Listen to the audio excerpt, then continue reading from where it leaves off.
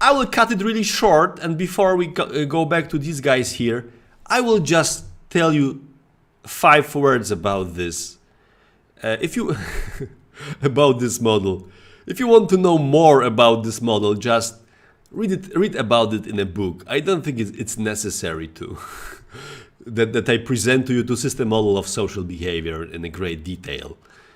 Just read about this, okay? But I will not ask you about this during the exam. So but it is a very, very nice model, a very simple one, a cognitive model that emphasizes. Actually, no. This is one of the models that you say, well, how could anyone say that this is his model?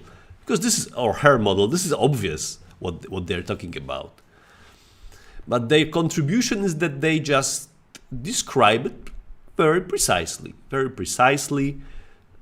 emphasizing some aspects of this process, because the process is just generally something that already was mentioned before by many authors who emphasize this two-system structure of our mind, where we have deliberative reasoning and where we have this impulsive system. It was even in the Freudian model.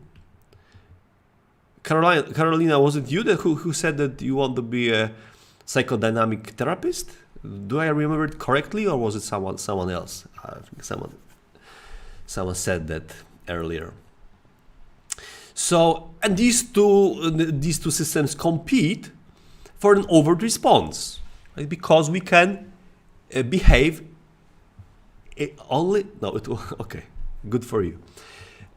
Because ultimately, even though we have this cloud of all those association, reflective thoughts, the behavior can be only one. Like with the winner yesterday, there could be only one, and it was you, Carolina. So the behavior also, it can be only one.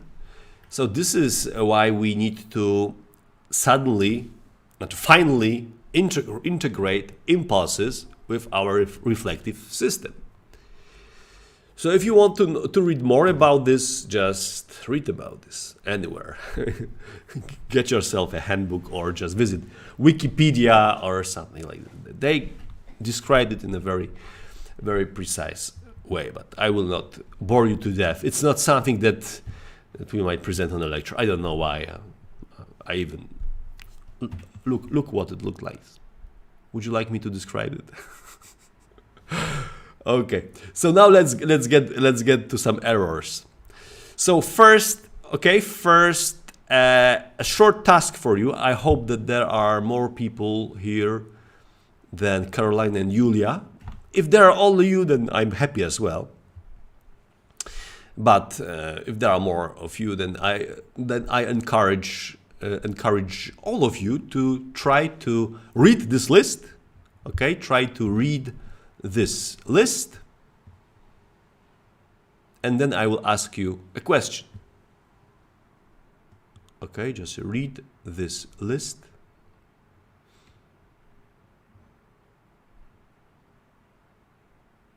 Read this list. Okay.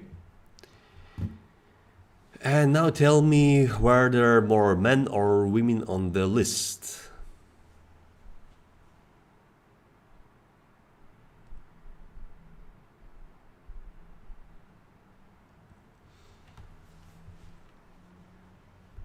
What's your opinion about this? Were there more men or women on the list?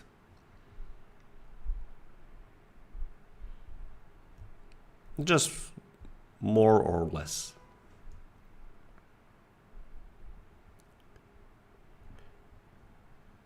Women. But Julia, you think it was the same, or you feel it was the same? Thank you, Carolina, for providing the correct answer. I mean, a wrong answer, but the one that I expected. So there was an equal number. You know that whenever I ask you a question, you should always accept that it's a trap. Oh my God, this question is a trap. I must think something and tell you the opposite.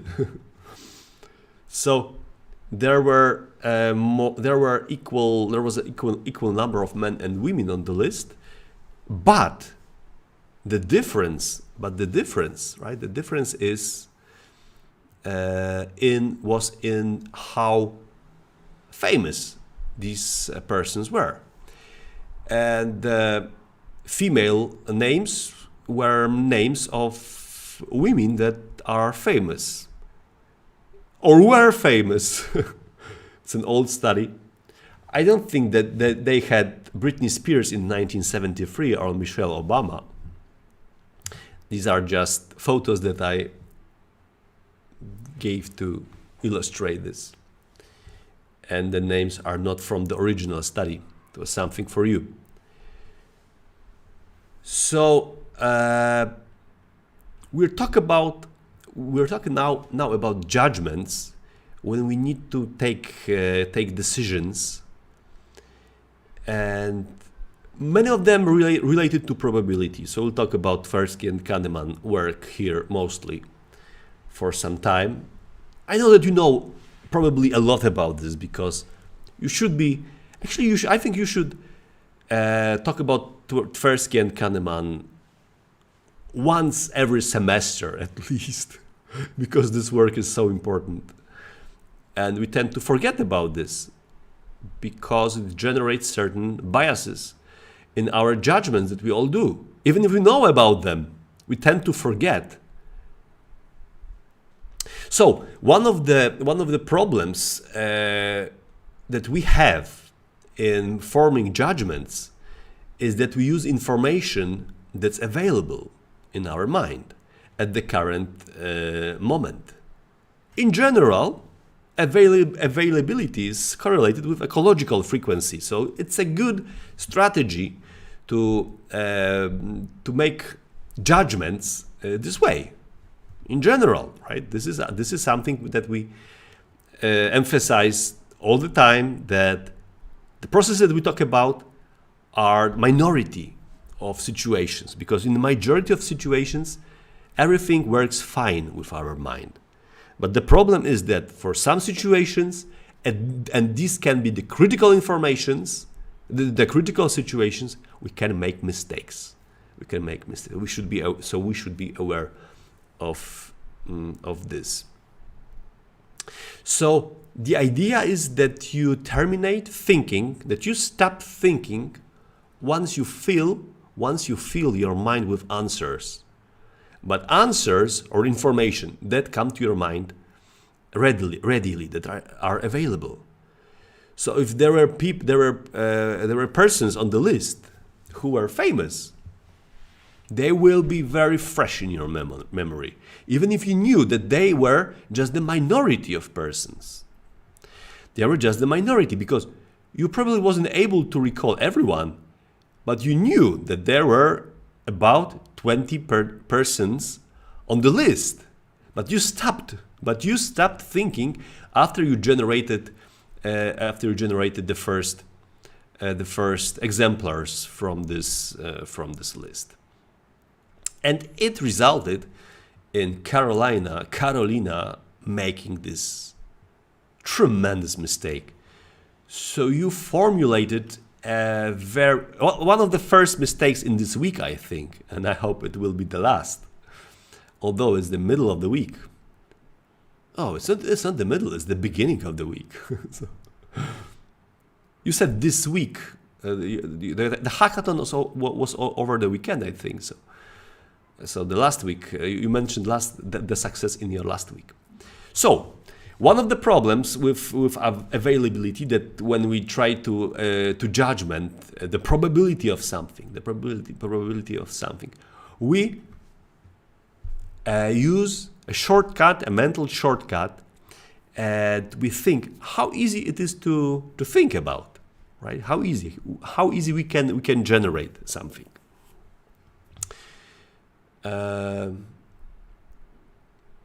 One of the non-social example of this is with letters. How many words are there more words that start with letter R or have letter R in the first position? no wonder that it's much easier to generate words. Much easier to generate words that start with letter R than to generate words that have the word R on the third place. Actually, the second task is extremely difficult. Oh, here are some words. You can memorize this. Do you know kai? Did you know that there are so many strange? Oh, I know this kalimba. I know this one. Kamokako. Do you know what's kamokako in English? Kampongs, kamsin. So many strange words. Kangarooed. You've just been kangarooed. What does it mean? You've just been kangarooed. Did someone hide you under his t-shirt, under her or his t-shirt? You have just been kangarooed. You can play with guys like this. You suddenly put a t-shirt on your t-shirt or someone and say, you just been kangarooed. And this is what our psychology professor told us to do for the whole week. So, and these are with K at the third, as the third letter. So this has also an effect on our social life. It can even be used to manipulate people a little bit. Because we know that if something is difficult, it's difficult to do. For instance, give me 6 examples, 6 or 12 examples of your assertive behavior. If I asked you, if you said, I'm an assertive person, and you want to influence this, or any other opinion about yourself or about other people, if you want to fight against some stereotypes, negative stereotypes, prejudice, then you say, okay, give me 2 examples, or give me 12 examples of some bad misbehavior, for instance, of some person. Or in this research, give me 6 or give me 12 examples of how assertive you are. So the idea is that if you give 6 examples, you tend to feel more assertive. That's strange. It seems strange because one might say, okay, if I ask him to give 12 examples, he or she will be will feel more assertive because they will generate more examples. If you generate more examples, then you will feel more assertive. Or unless you say, I'm assertive, so I will not generate 12, I will generate 2. I'm assertive, so I know when to say no. But in most cases, I would say, okay, if I ask them to generate 12 examples, they will feel even more assertive. And the idea is that people feel assertive not when they have a lot of information how assertive they are, but in the cases in which they feel that it's easy for them to retrieve information which suggests that they are assertive. Okay? It's a completely different thing. So if you ask this person to give you 1, 2, or 3 examples, it will be easy, right? Okay, give me one, Julia, Carolina, or anyone else. Give me one example. I want you to feel very assertive. Give me one example of a situation in which you need to behave assertively. So someone asked you about something and you had to say, and you wanted to say no, and you said no. Okay? Can you give me an example of your assertiveness? But please don't try that. Psychology professor asked me to give an example of assertiveness and I said no. Okay? Don't be that creative, please. Creativity, we had the contest of creativity, the feast for creative yesterday in our Minecraft contest. So it's a surprising effect that if you want to, if you ask someone to give less examples, it can, of a certain category, it can generate stronger belief that it is like this, or 10 to 20, or 2 or 10 suggestions how to improve a course, for instance. If you ask for 2 suggestions, the people who attended your course will evaluate your course as something that needs to be improved more than by people who were asked to give you 10 suggestions, right? Easy. Why? It might seem that if I ask people to give more suggestions how to improve, they will have this impression that this course was worse, and you really needed this course was worse, and you really need to improve it. But it's the other way around. If you ask for 2 suggestions, people will have the belief that this course really needs improvement. It really needs improvement. Why? Because it's much easier to give you 2 examples than to give you 10 suggestions how to improve something. Okay, so Julia, let's see how assertive you are. When Carolina asked me if I want a cigarette and I said no. Okay, that's a wonderful assertive behavior. So we also learned about Carolina that she's a smoker. Once my boss asked me if I could do something, and I had the courage to say I didn't want to. Okay, that's an assertive behavior also. Okay. It's a lie. Julia, why are you lying? And doing black PR to Carolina? Is it related to her recent success? Okay. Okay, but saying no to cigarettes, it's a good assertive behavior. It's a very good assertive behavior. So you shouldn't smoke. It's a very don't be, yeah. But jealousy is good, right? It's good when we are jealous. It's important to remember this. That jealousy is good, because when you are jealous, it means that you want the same with other people. So being jealous is okay. Actually, I'm the one who offered her a cigarette last week. Oh, you naughty student. Okay. Friendship with you is her greatest success, Julia. That's sweet. It's very sweet. And it's very sweet that you are able to write about this publicly. It's beautiful. Thank you. So don't smoke cigarettes. So, and let's remember that if you ask people for a proof, and the proof is easier to formulate, people will have more confidence that they are right, that this is right.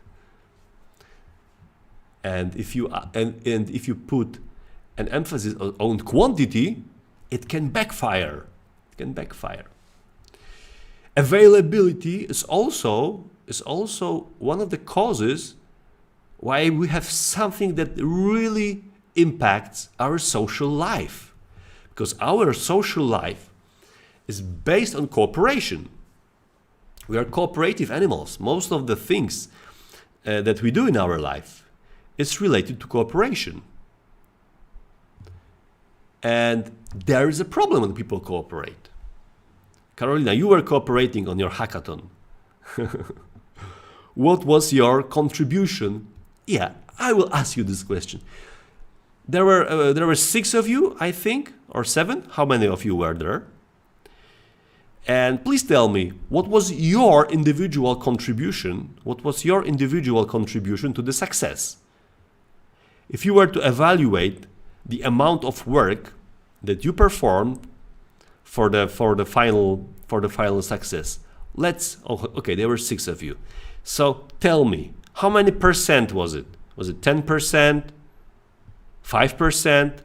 Were you only preparing coffee? How many percent was this? If you were to evaluate this, what very often happens is the egocentric bias. This is a very funny effect. If you think about it, you will notice it in many situations. So, and if you are aware of this, it definitely can make your social life much easier, especially those cases in which people cooperate, because this bias is related to the feeling of your own personal contribution to a joint product. So if you perform something with others, then in some situations, right, you can ask yourself, what was my personal contribution? I think it's a silly question. I asked you this silly question. I think that you are not willing to answer this percentage-wise. What was your contribution to the success? Was it a major contribution, a minor, a medium contribution? In some cases, people are asked about this. For instance, if we write articles, if we write papers, for our research projects, and we publish them, and in some cases, then we scholars, we researchers are asked to say, what was your contribution percentage-wise, right? How many percent is yours? It's a silly question. I always say the contribution of each person to this was 100%, because each person was necessary. If you remove the work of any person from this paper, we wouldn't do it. So the contribution would be 0%. So the contribution is 100%. If there are three mountaineers going to the peak of Chomolungma or Mount Everest, and they go there, so what was the contribution of each climber, of each mountaineer? Was it 33%? It's a stupid belief that it's like this. It was 100%. They cooperated, so it's 100% contribution. But and Carolina says it's 20%. So it's more than the average. I have interviewed students and professors, and I mean that they need for remote teaching. So I think it was an important but quite easy task. Okay, still you think that it was higher. If we calculate 20% by 6, it will give us 120% of work. So there seems to be some egocentric bias. It's not only related to you, Carolina, but it's related to all people. If you ask people, what was your contribution? Then they say, they evaluate their own contribution higher than you evaluate their contribution and your contribution. It's like with our experiments and with our research, as I said earlier. For instance, we have mostly PhD students or students collect data for our experiments, and we tend to include them on the list of authors. And when we work with the data and when we try to process this data, it's such a pain. It takes so much time. Writing a paper takes so much time, weeks to write 10 pages, to revise it, and then when you send it and you have and the reviewers ask you to make some adjustment, it takes another like 2 weeks or 3 weeks of work.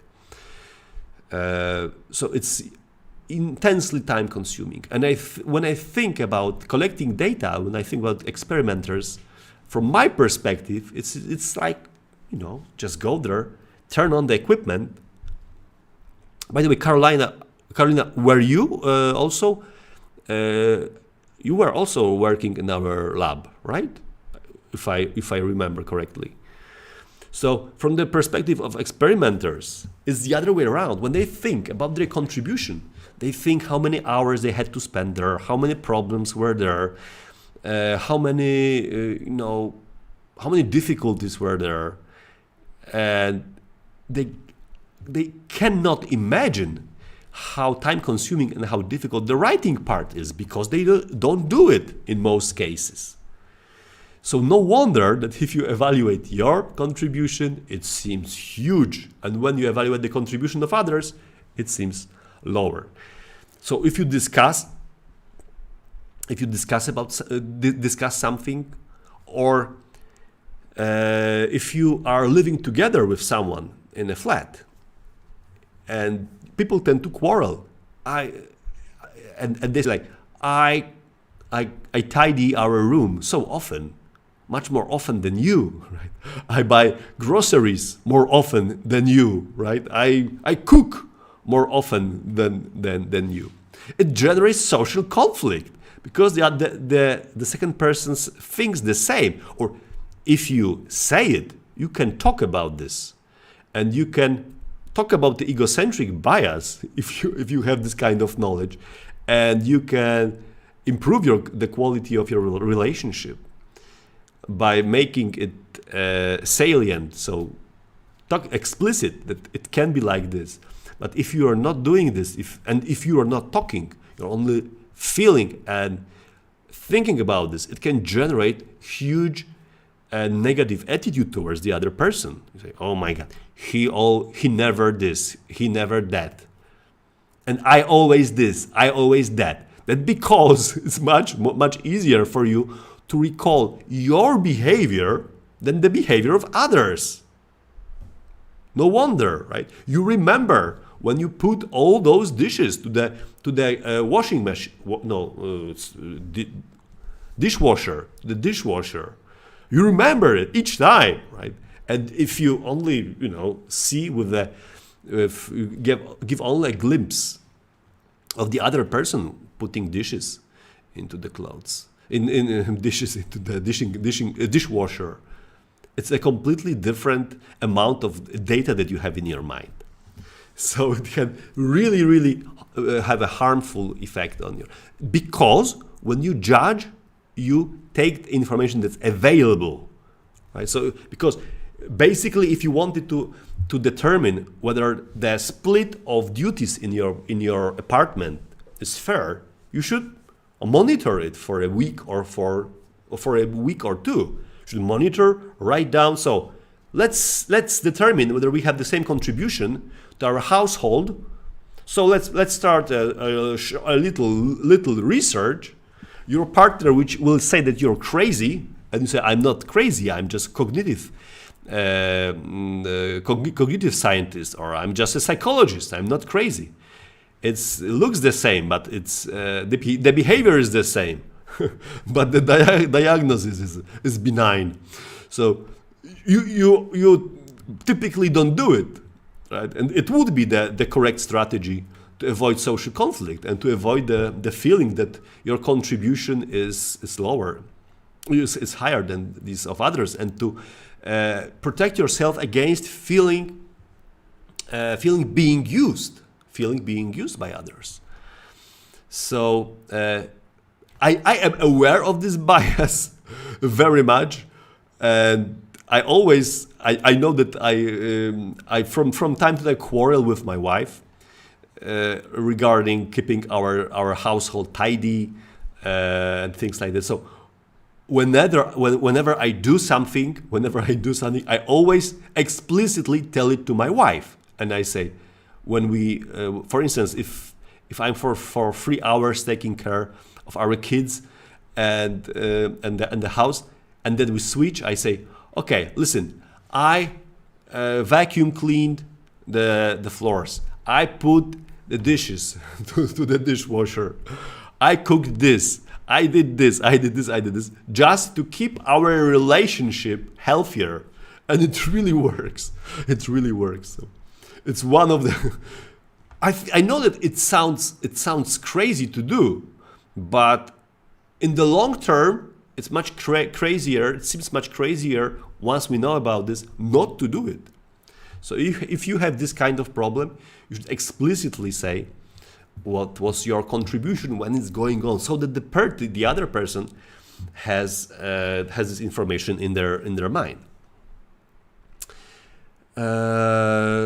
Yeah. What are the other influences of availability heuristic on social life? There are many. I will just mention a couple of them.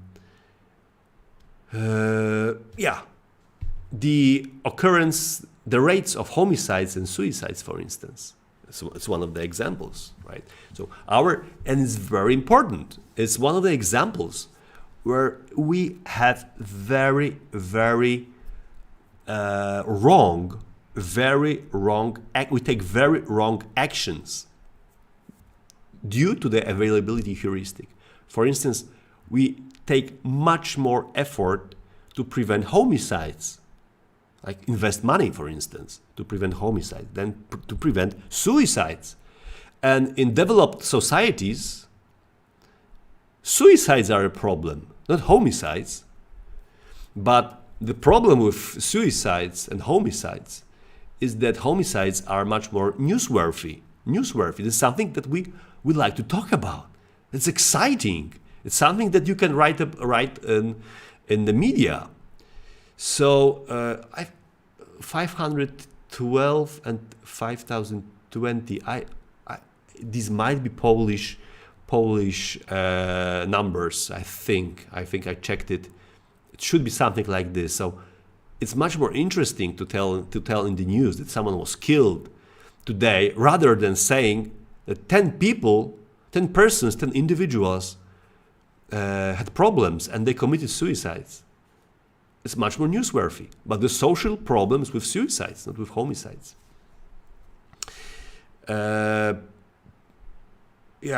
The prevalence of crime and violence. This is also partly related to the homicides problem. We have high exposure to this on the TV, internet, and other things like this. So there are some other examples here, but I think you got the message that how important it is. Another problem that we already covered a little bit earlier is the problem of representativeness. This English can break your tongue if you're not using it on a daily basis. So it's another shortcut that can lead us to false conclusions. We talked about it a little bit in the context of how skillful we are in predicting personality based on faces. You remember this, I hope.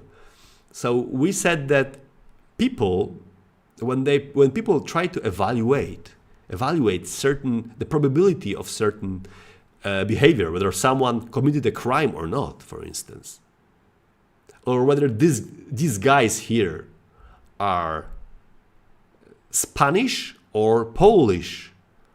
Are these guys Spanish or Polish? I met them. Imagine that you meet them here in Poland. You can't hear their voice, because if you can hear their voice, you will have no problems with determining. But imagine that you meet them in Poland. Just here, going through the streets, dressed like this, looking like this. Would it be a good guess to say that they are Spanish or that they are Polish? What's the problem with this? What would be the reasonable answer? You might say, even if you said that it's likely that they are Spanish, how likely it is? Is it 90%, 99%, 50%? Because the problem is that there are not many people from Spain in Poland. So the base rate is drastically against them being Spanish.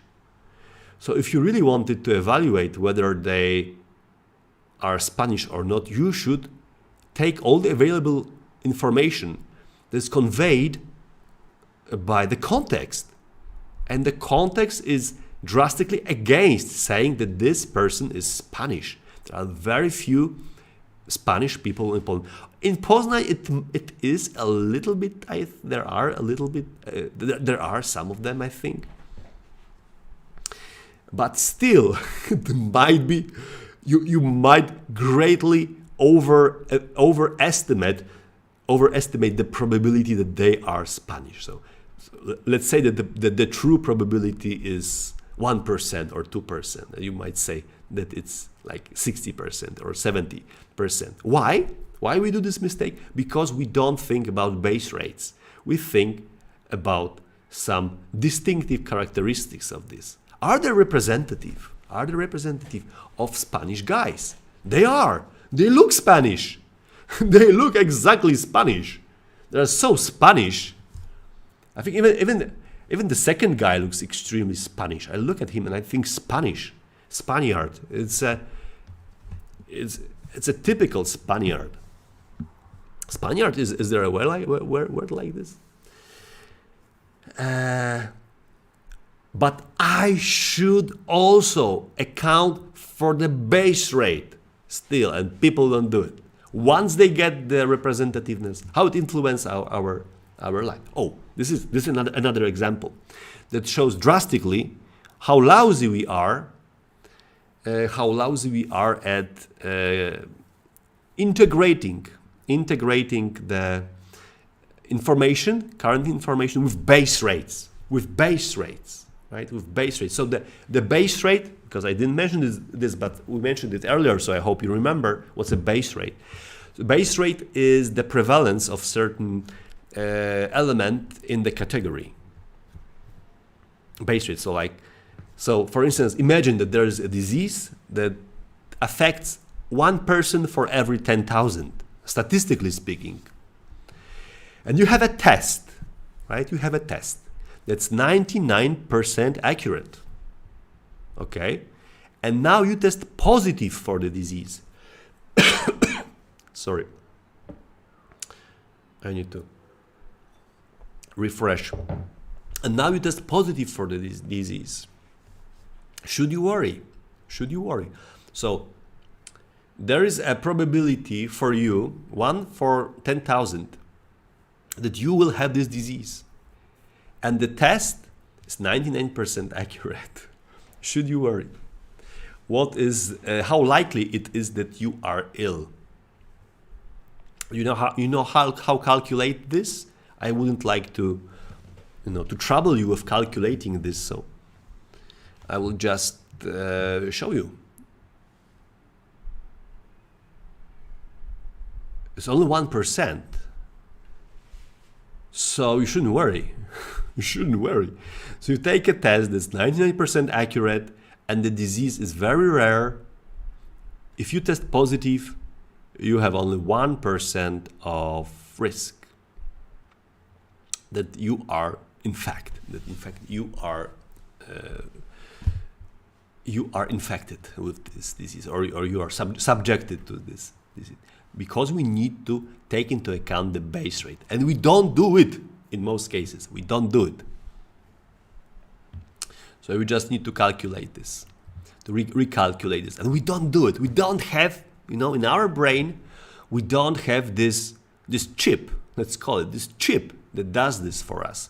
We have chips. We are hardwired to perform all sorts of crazy information processing. But we lack this one. We really lack this one. So we ignore base rates. Another example, for instance, right?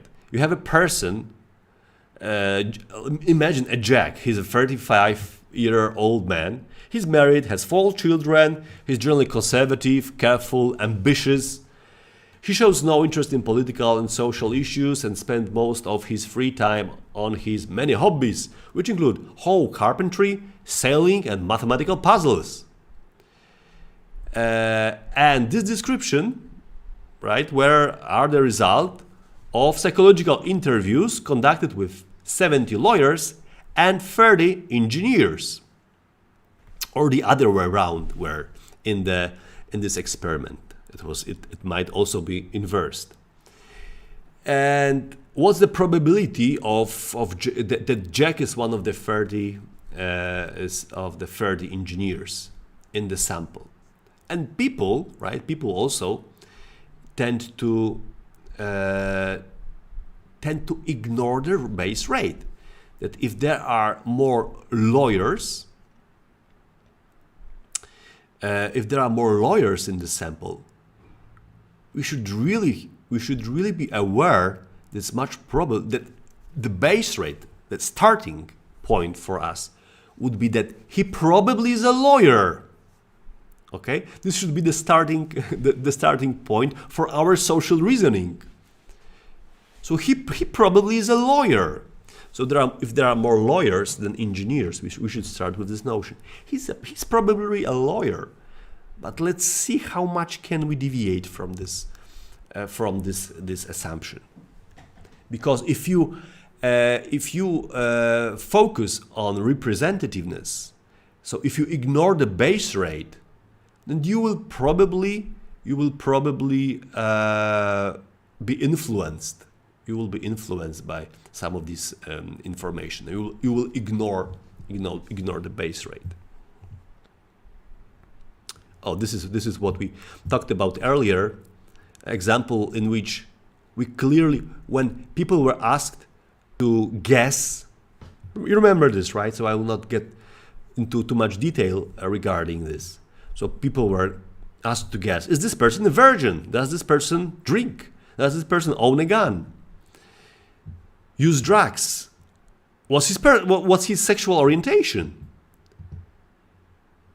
So when people were provided with his photo, right? So you say you don't see the photo. You say, okay, I picked a random person from the population, and tell me, is this person heterosexual or homosexual?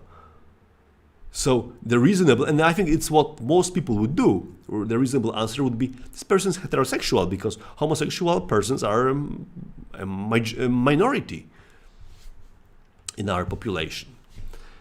It would be better than a situation in which I tell you, so I picked a random person from the population. Look, here's the photo. So you get additional information, and suddenly you have less information because you discard the base rate information and you tend to focus exclusively on this specific information that you received, this specific information. So you lose information, you get more information, and you emphasize, you focus on the lousy information, which is the face, and discard the better information, that's the base rate. So the correct strategy to evaluate this would be: is this person heterosexual? And you say immediately, probably yes, this person is probably heterosexual. And now I can look at the photos. So it's like 90% probability that this person is heterosexual. And now let's see whether there is something that might change my perception a little bit this way or a little bit that way. That would be so all those judgments should be around this 90% threshold here. And people were really lousy at this, because if they answered based on the base rate, they would have 90%, around 90% accuracy, but they answered based on base rate and based on the appearance, and they had about 60% accuracy. So it only because they focused on base rates and on some markers of representativeness. I don't know what might be here representative of this particular category, or like being a virgin, for instance, having divorced parents. This is also crazy. There are some situations in which we do not have do not have the very, very precise information what it's like, what's the distribution like in the population.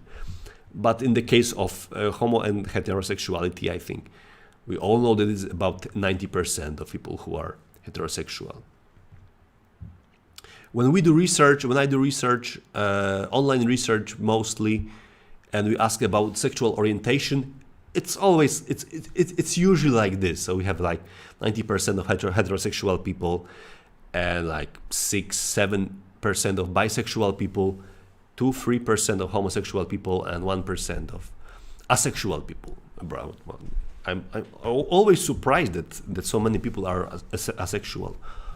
It's about in the population that we sample, which is Facebook users in most cases, the rate of asexuality is quite high, surprisingly high, because we talk a lot about homosexualism, bisexualism, a little bit less, but we talk very little about asexualism. Should we talk about sex at all? Not to generate discomfort in this group of people. Saying that sex is an important category for your identity. For these people, it's not. So this is another example where we had face of a politician, and people tend to ignore the demographic information. The conjunction fallacy, it's another example of paying too much attention to representativeness.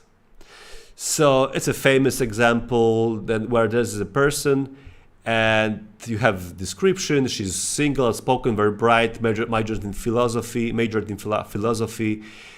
As a student, she was deeply concerned with issues of discrimination, social justice, and also participated in anti-nuclear demonstrations. And now it's a logical mistake. Another one, that we think that we focus on the representative information. So we think that her involvement in social justice, anti-nuclear demonstrations, and philosophy seems so characteristic that it's so difficult for us. It's so difficult for us to ignore it in evaluation of her behavior. So, if we are asked to say whether she's a bank teller, so she works in a bank, we ascribe a certain probability of this. But then, when we are further asked, is she a bank teller and a person that's active in the feminist movement? We should also say that answer B is less probable for logical reasons. If you have a conjunction of two probabilities, it's always lower. It's always lower, and all people tend to make this mistake. That probability of her being a bank teller is lower than the probability of being her bank teller and being active in the feminist movement. Sorry, it's Maciej, you're not listening to our lectures. You should be listening to our lectures. You would knew that we have. Oh, perhaps there's some good information from here. I wonder what this might be. Sorry, I will just write him. Okay. So another example, when we focus on representativeness rather than performing more complex logical thinking. So assessing two probabilities. Let's say being a bank teller is 30%, being active in the feminist movement is 80%, right? So 80% times 3 times 30% would be like 24%. It would be 24% for the conjunction. Oh, what's this? Oh, are you there? Because I have what? Why? Oh, sorry. I know. there's an animation here. Is there? What's wrong? There should be an animation. Oh, okay, it's good. It goes like, are you there? Is there anyone there? Hello guys, Carolina, Julia, come back here. Stop watching Netflix. You're addicted to it. Come on guys, are you there? If you are there, just tell me. It's another problem with judgments. Just tell me what's probable. A part of our social life is related to some events that are more or less probable. Carolina, Martyna, Julia. Yes. Okay. Let's hold on a second. So, imagine that someone has a very large family. What a happy guys are they? And they tell you, then in my, Anna is also here. Great to know this. And if you are, I know that you will know the answer to this because it's not a straightforward answer, but it's not a straightforward question. But if you say, right, but will you agree, right? Will you agree that people will have problem with this? So if you say, in my family, I had kids like this. First there was one boy, and then there was one boy, then there was one boy, and then there was one girl, then there was one girl, and then there was one girl. And the other guy says, in my family it was, I had a boy, then I had a girl, then I had a boy, then I had a girl, then I had a boy, and then I had a girl. And the other guy says, oh, in my family I had a boy, then I had a girl, then I had a girl, then I had a boy, and then I had a boy, and then I had a girl. And then they discuss probability, and they say, oh my God. So the question, which of these patterns is the least probable to get? Which of the patterns is the least probable to get? The first pattern, the second pattern, or the third pattern? Which of the patterns is the most difficult to get? What's your opinion about this?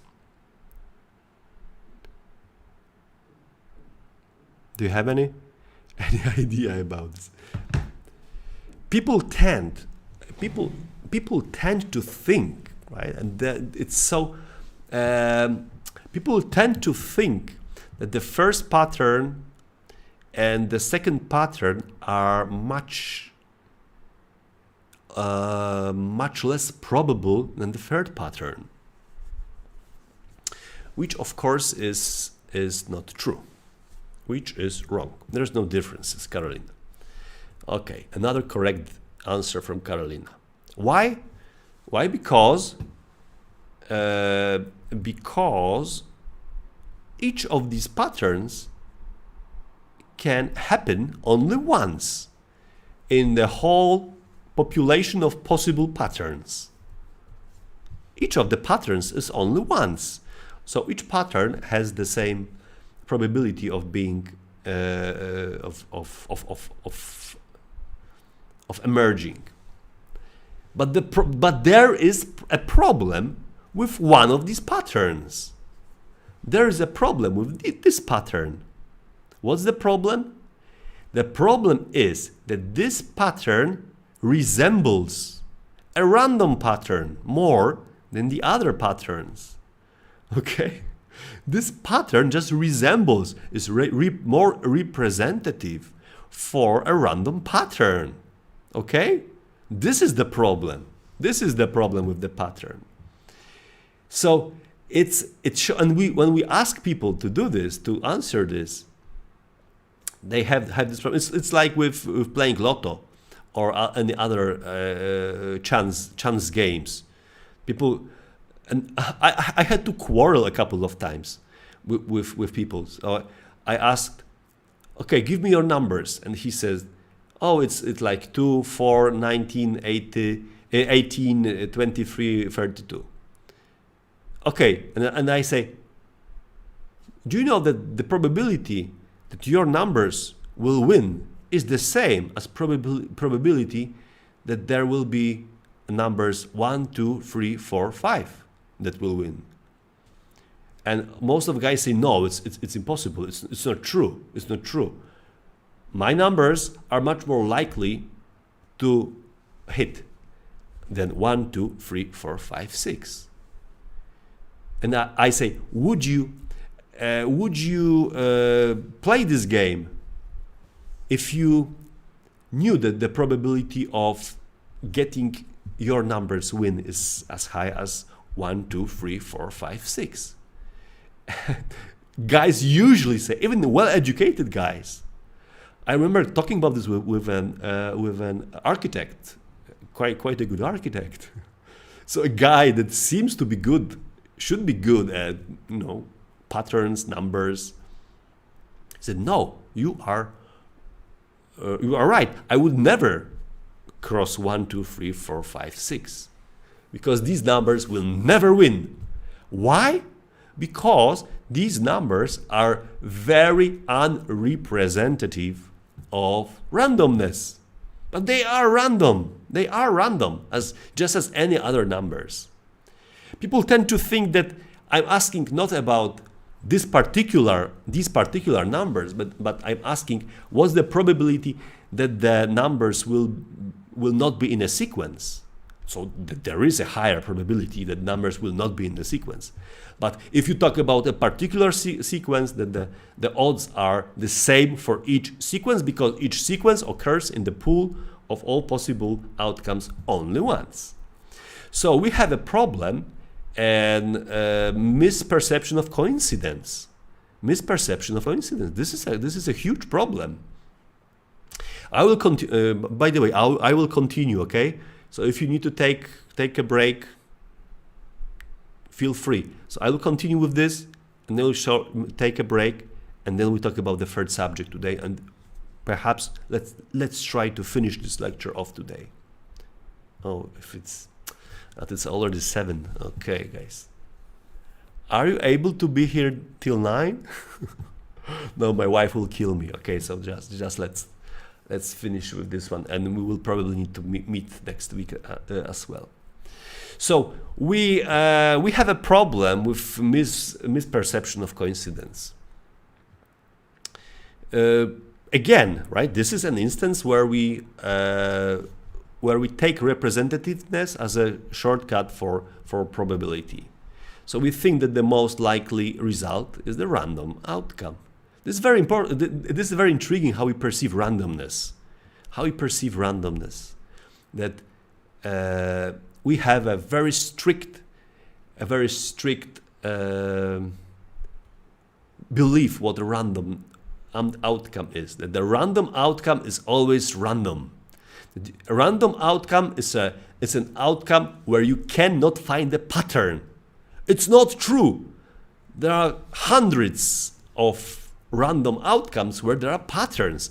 Actually, if you are smart enough, you are able to observe a pattern in almost every random series of numbers, especially if you are a cognitive scientist. So a sequence with no pattern is perceived as more representative, more probable, right? More probable. So we're ignoring the true probability for the sake of representativeness again. It results in two very important problems that have an impact on our social life as well, but they are more general. So the first is the gambler's fallacy, the belief that if something happened more often in the past and was a result of a random process. So if we have a random process and it happened in the past, then you will it will not happen. It's less likely to happen on the next try, during the next try. So if you're a gambler, because this is where the name comes from, but it's not only about gambling, it's about everything. If there is an outcome, for instance, you throw a dice and you have 2, then you throw it again, you have 2, you throw it again, you have 2, then you believe with each time you throw the 2, you are likely to think that the probability that the next number will be 2 is much lower with each consecutive throw, which is nonsense. It's nonsense. Why it's nonsense? Because the dice does not remember what was the previous throw. It's just these are unrelated events. So whenever you throw a dice, the world just forgets what was first, right? The problem is that you tend to think that this pattern that you throw is less and less representative of a random process. And in many cases, right? It can generate some problems, because you basically make false decisions. Of course, it pertains to events that are happening at random. We assume randomness here. Some guys advise that if this is a general characteristic of how our mind works, then it might be a good idea to bet in a specific way, to bet against the gambler's fallacy. So if people think that if there were many times something happened this way, and they tend to think that next time the same thing is less probable, so it might be a good idea to bet. Might be a good idea for you being aware that these are unrelated events, to be aware that the next event is less likely. It's equally likely, and people will not put on this outcome due to the fallacy, to the fallacy. It's like in Lotto, when you split the price with other guys who put the same numbers, and people say, oh, so if people are not likely to say 1, 2, 3, 4, 5, 6, it might be a good idea to cross these numbers, because you will not have to split, because not many people will put this. But it's a risky strategy, because some people can be as smart as you and do the same thing. So another very important, extremely important, especially for social life, fallacy is inverse gambler's fallacy. I think it's even more interesting.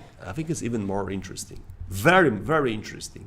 And something that we really neglect, because people talk a lot about gambler's fallacy, and they talk about inverse gambler's fallacy less often, I think.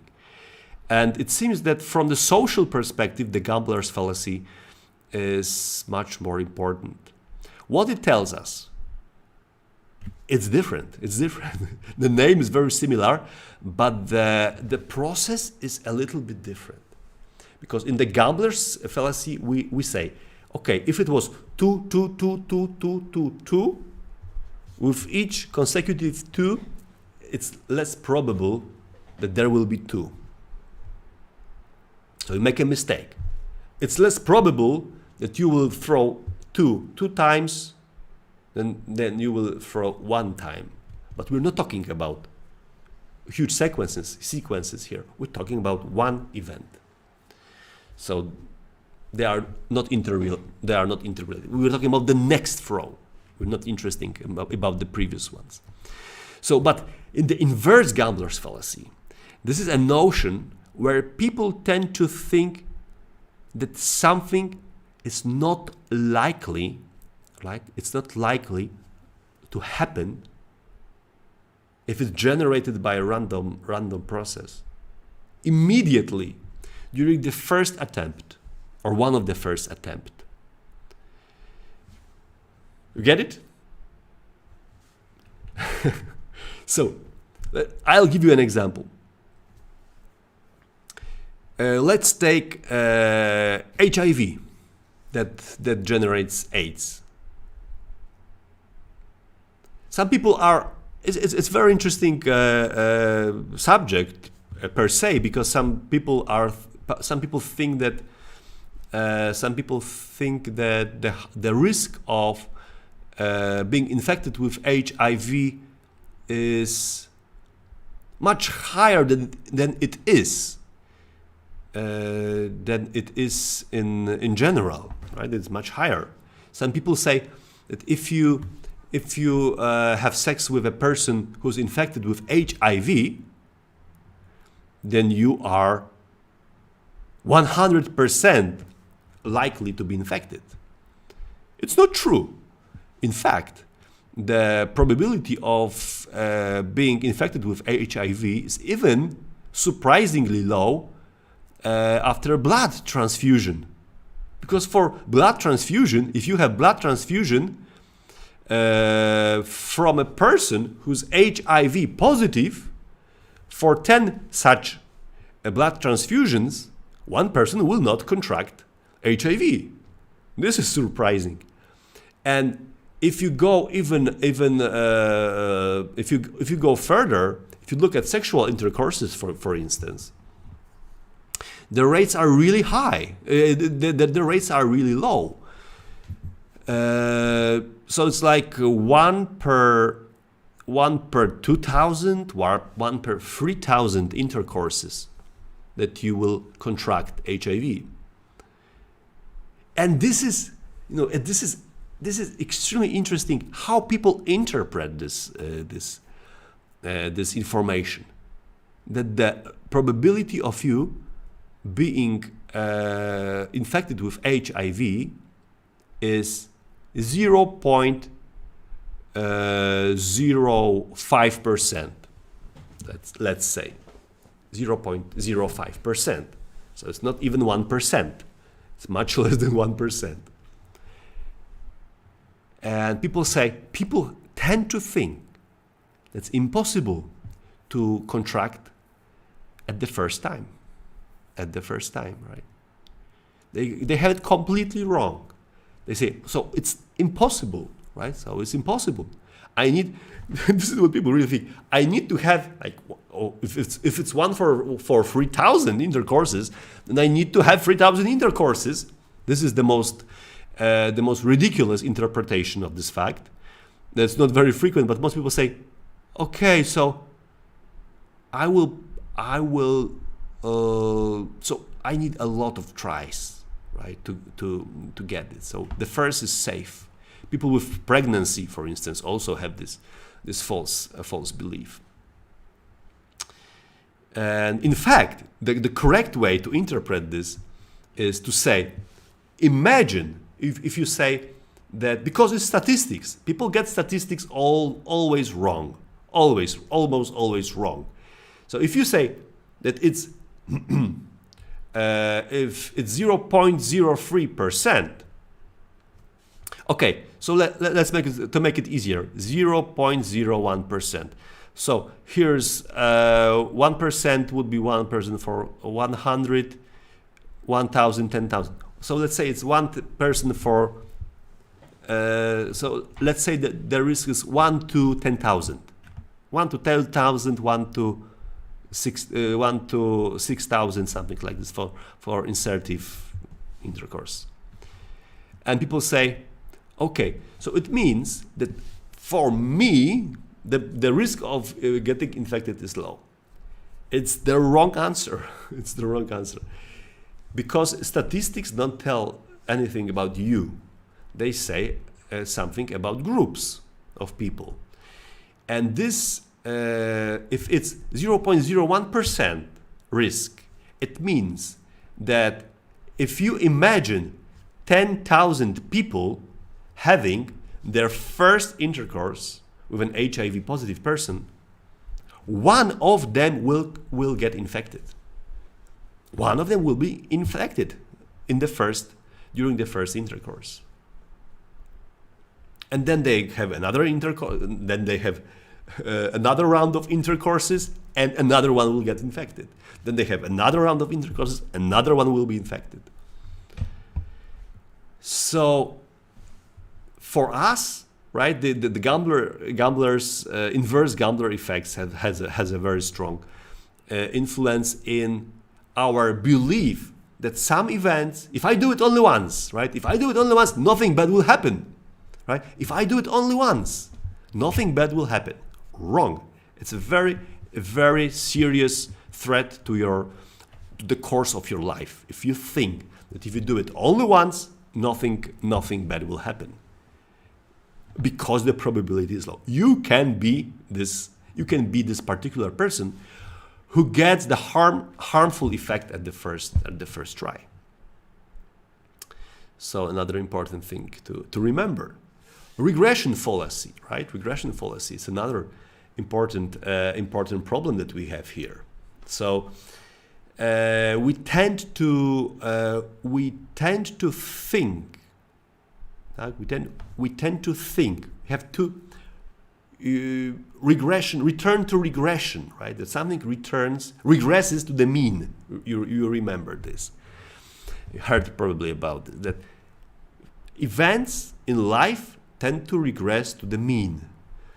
So if you have a streak of successes, right? If you have a streak of successes,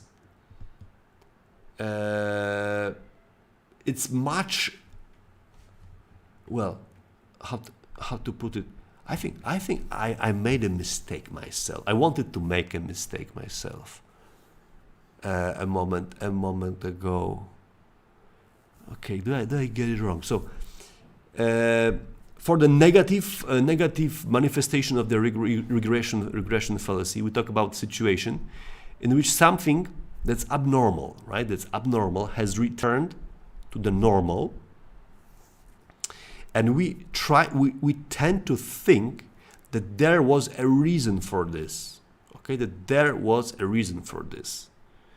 So, and some mean people say it's one of the reasons why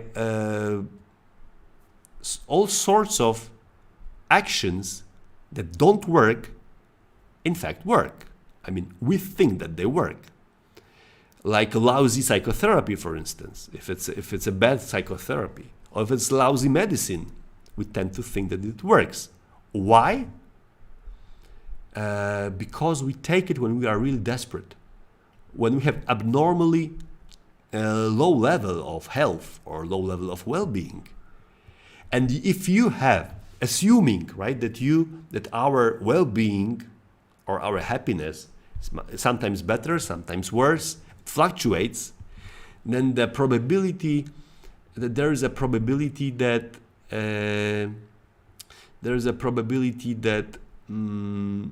if you are on the peak, or if you are on the bottom, the next that improvement or regression towards the mean is much more probable.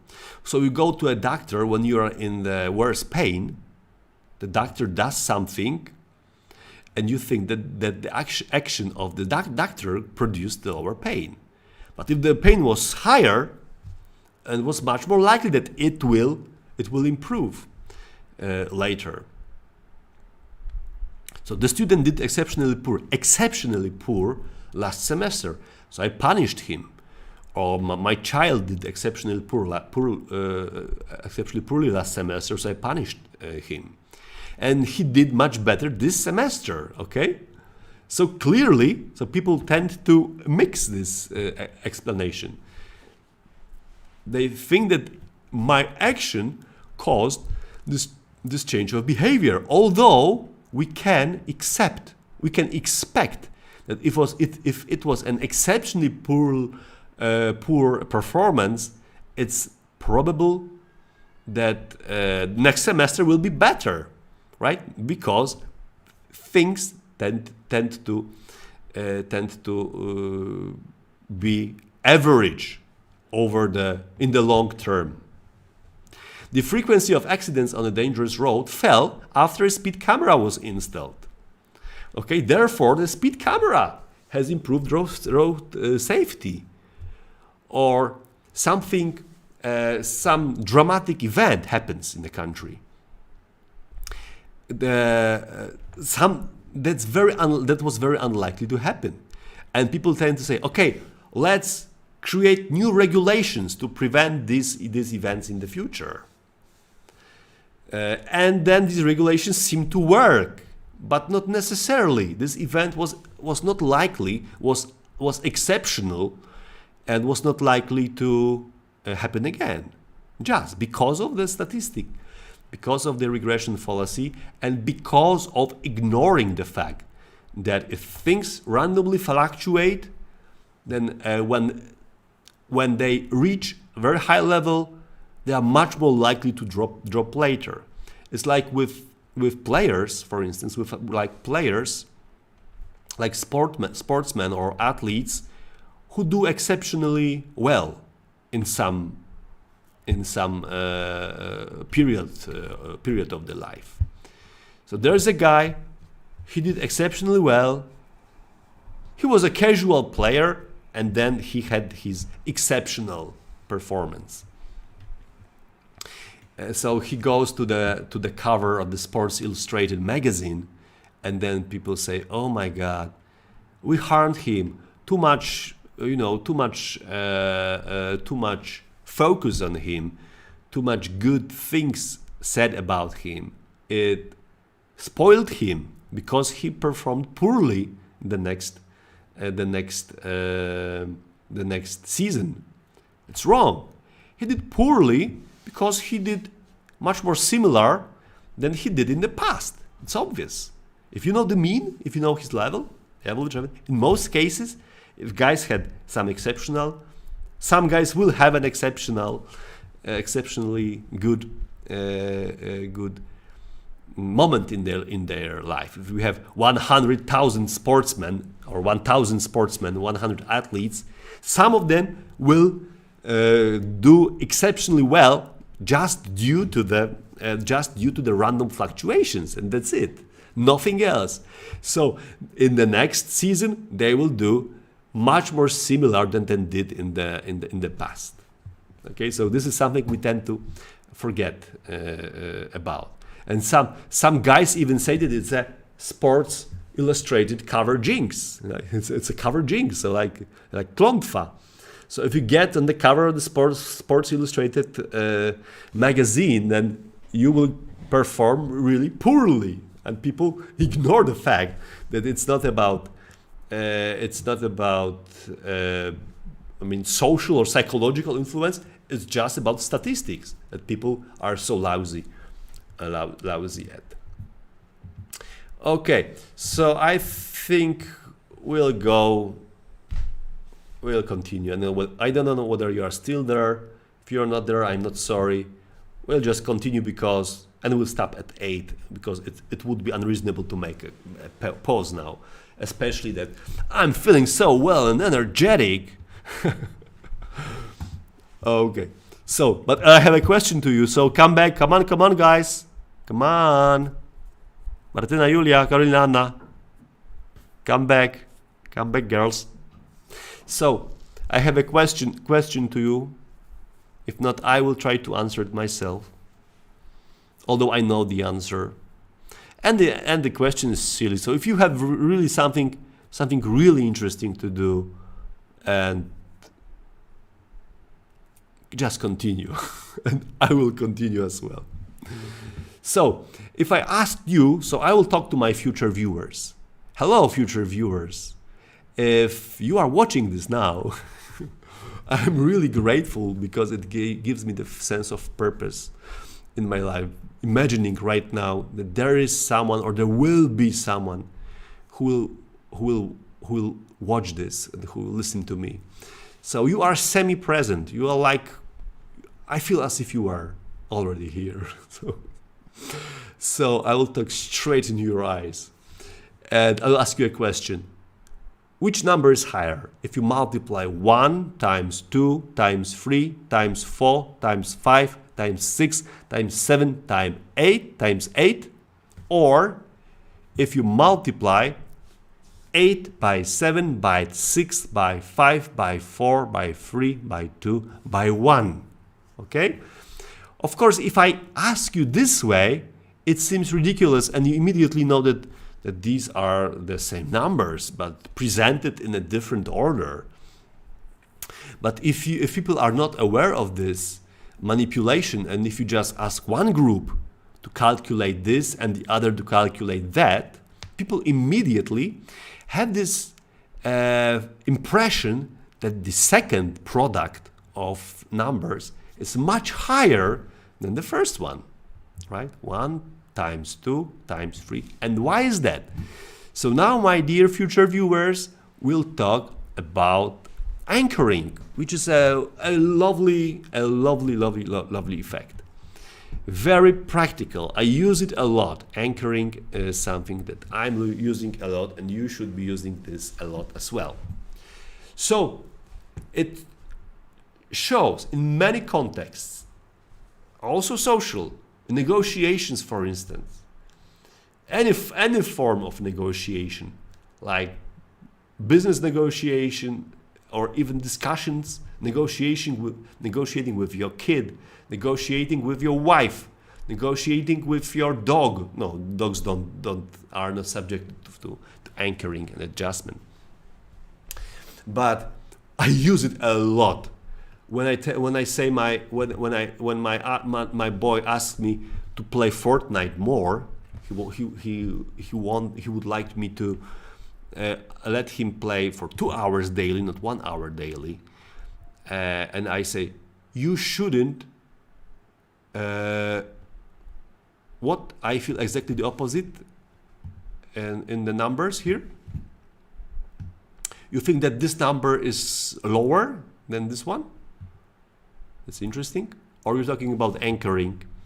So when I start discussion with my son, why 1 hour, not 2? I always start with saying, in fact, you should be playing 20 minutes daily. And that's it. And that's it. So I'm anchoring the discussion at 20. Really? So it's strange that you feel it different. Because if you like 8 times 7, you already have 56. And here you have 2. So normal people, not geniuses as you. So normal people, so it the mind of a genius works in a different way.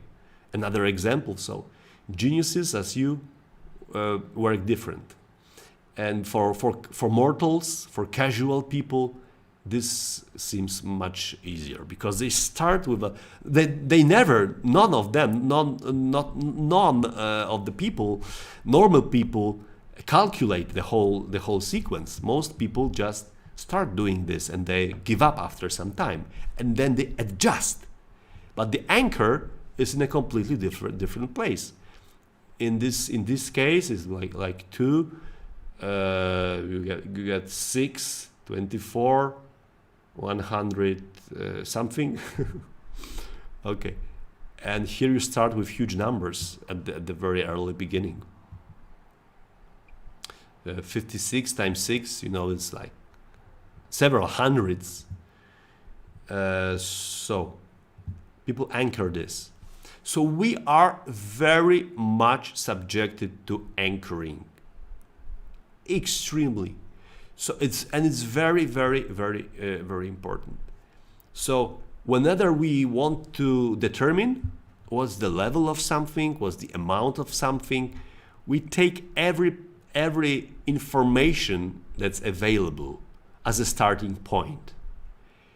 Our mind is so crazy about this. Our mind does not like to say that it does not know, and it grabs every information that's available to use it. Probably in most situations the anchoring works quite well, but if we know this process, we know situations in which it fails, and we know how to use it for our benefit, as I said a moment ago, while negotiating something with our children, for instance, who don't know about this process. So the idea is that we rely too heavily on the initial piece of information.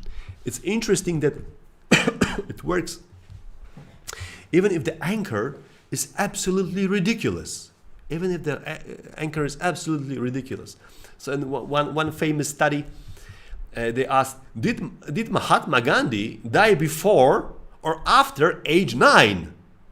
Okay, it's ridiculous. Everyone knows that he died after age 9, but the 9 becomes an anchor so strong that people who are anchored at another value, also absolutely ridiculous value of 140.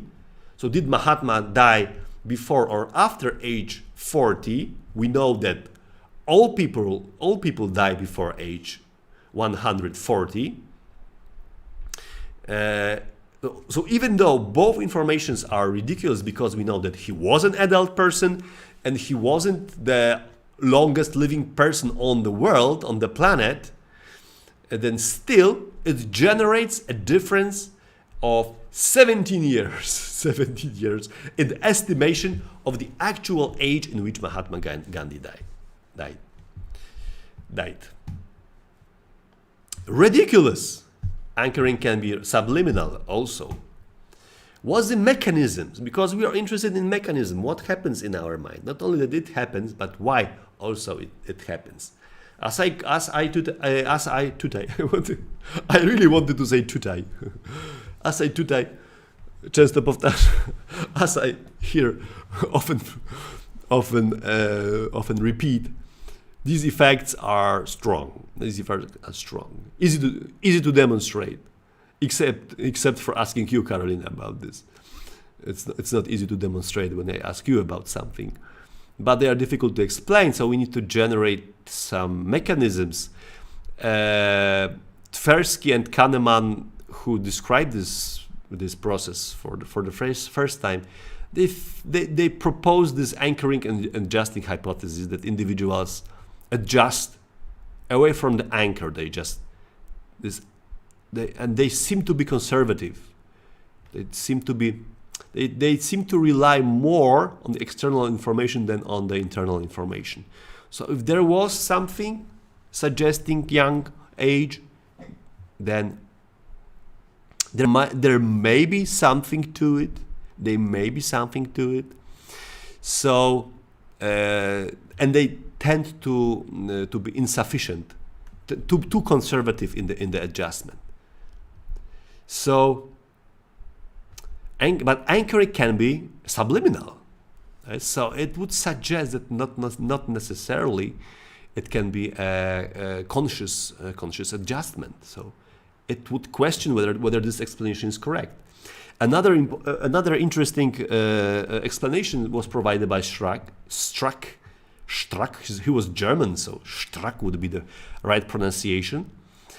It's just that the anchor primes, right? The anchor primes, so it activates selective information in our mind.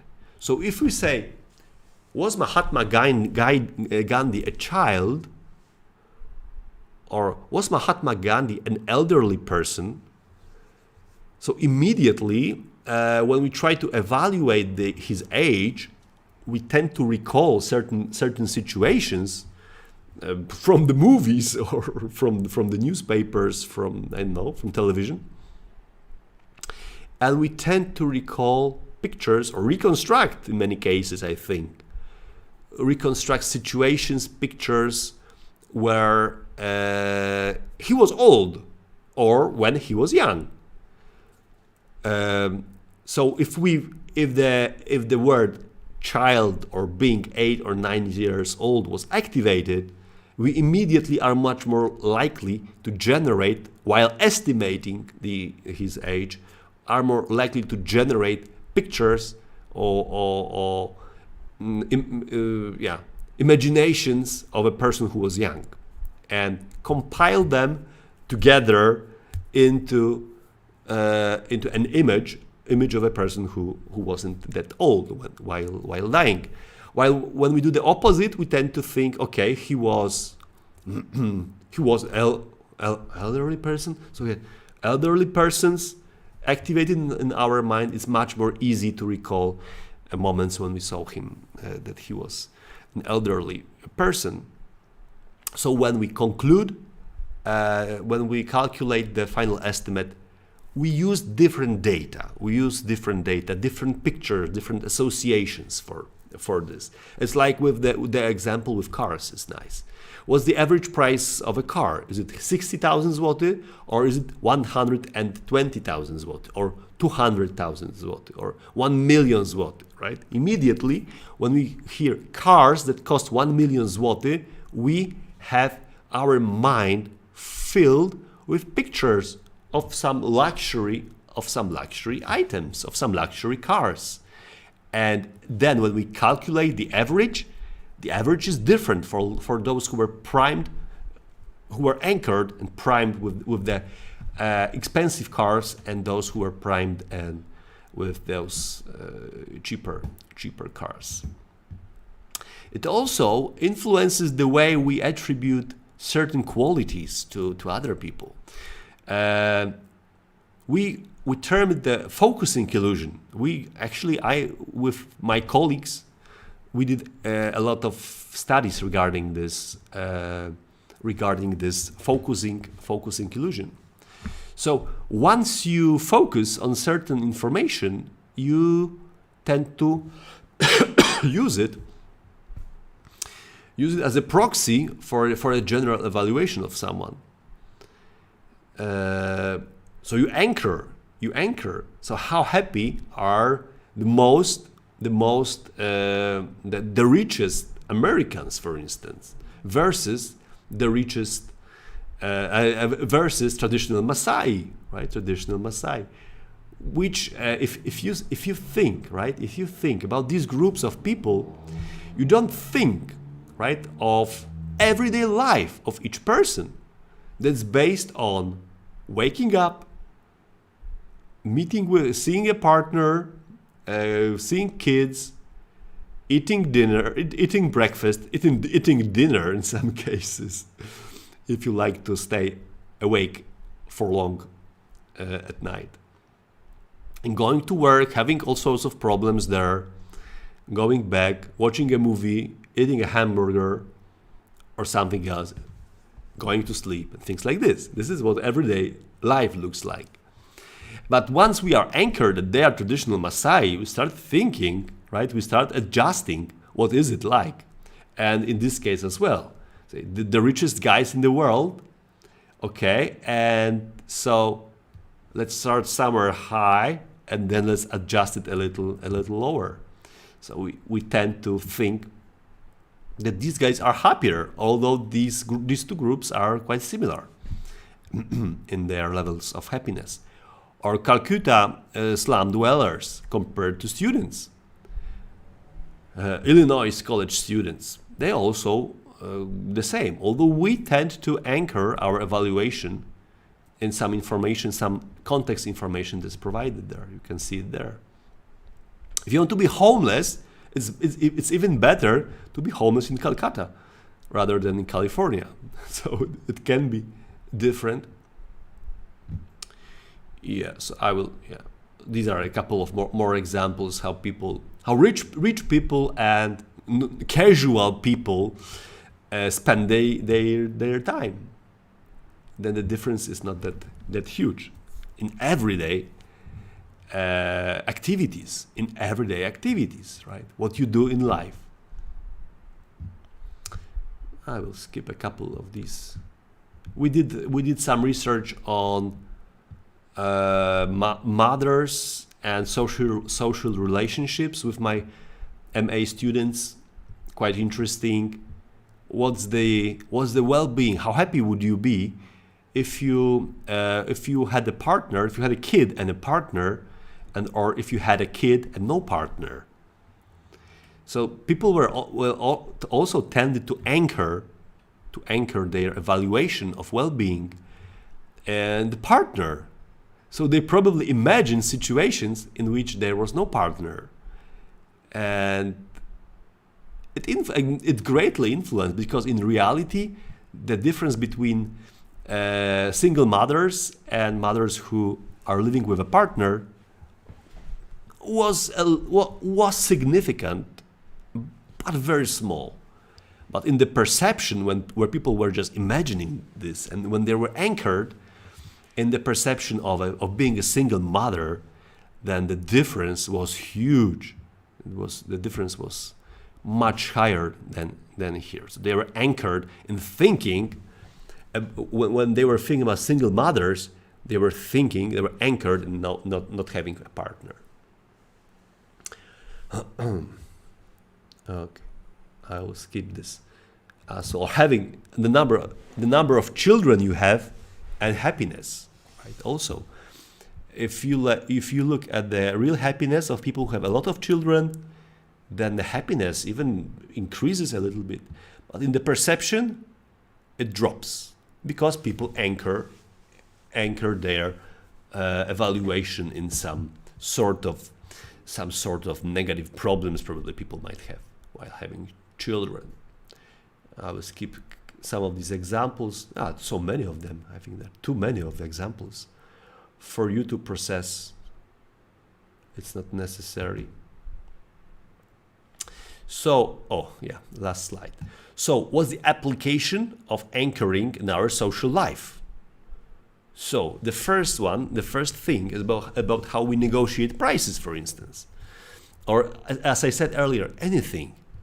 So, if you can be the first mover in a negotiation, you should take it as an advantage, and you should try to be the first mover and to see even a ridiculous price first. I always, I have this, in some situations I tend to, because I'm really aware of this anchoring effect, and I try to use it for my benefit as often as possible. And I noticed from my personal experience that even if you joke, if it works. So if someone tells you, how much would you like for these headphones? And you say, definitely not 2,000 zloty, but it's a ridiculous information. 2,000 zloty is like living with Mahatma Gandhi for living off Mahatma Gandhi for 140 years. Even if you give a ridiculous number, then it sets the mind of the negotiator. And the negotiator might say, these are these headphones that you would like to get rid of. It would be best if I take them for free, but let's negotiate the price. So we just set the amount at 0. If I take it for 1 zloty, and then we can negotiate prices. It really works. And you should use it for your benefit.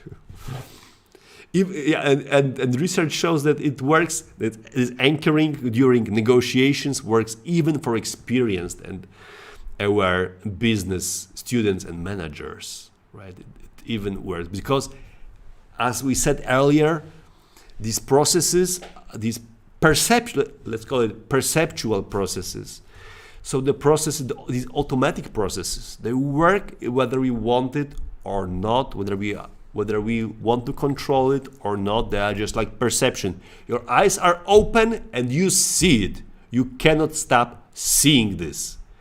And if you have been anchored, it's working. You cannot get rid of it out of your mind. It's just impossible to rule out. And if people try to rule out, it sometimes become even messier. Also, in legal judgments,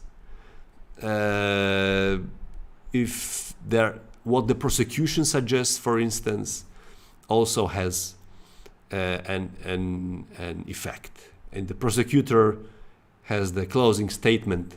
It anchors, right? If the prosecutor is the first who says what should be the length of the sentence for the suspect, then it's for their advantage. So they can influence the final difference, and the difference can be meaningful. And we're talking about life of people who spend in a jail a year or 2 years more, right? Just due to the anchoring effect. Okay, guys. So I'm sorry. As I predicted, we will need to meet next week, but for a shorter time, only for one brief lecture. Sorry. I'm still very, very much surprised that we were able to cover everything that we planned during this semester, because we started very, very late, and then we skipped a lot of occasions due to some other duties that I had. But it seems that we were able to cover everything that we intended. We will cover next week. So we are resilient. Coronavirus wasn't able to harm us, harm our educational process. So thank you for being here, semi-present. I know that even if you weren't here personally, you will be here at some moment in the future. So we will meet anyway. You are semi-present here with your computers, and with me speaking, perhaps out loud, perhaps not, at your computers, at all those crazy places that you live in. So thank you, and have a nice day, and see you next Tuesday, unfortunately, but only for a very brief final lecture about mind reading. We'll talk about mind reading. Can we read other people's minds? Oh my God, is it possible? Can you read minds? Are you good mind readers? We'll talk about this next week. So thank you, Martina, for thanking me, and you also have a nice week. Bye bye.